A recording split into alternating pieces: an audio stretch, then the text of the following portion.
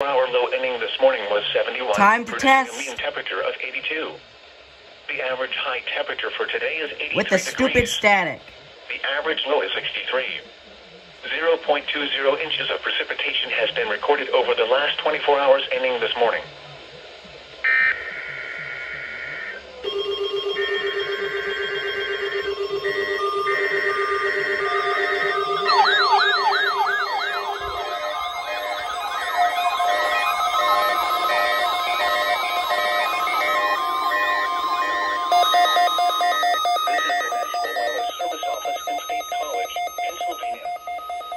You just heard were a test of the specific area message encoding and tone alert systems.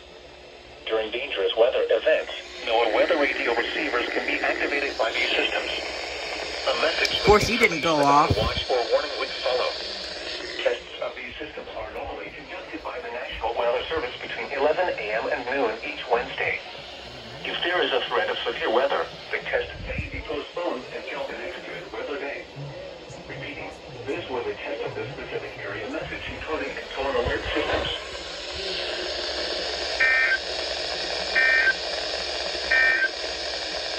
Today will be slightly cooler than yesterday, with a couple of passing showers mainly over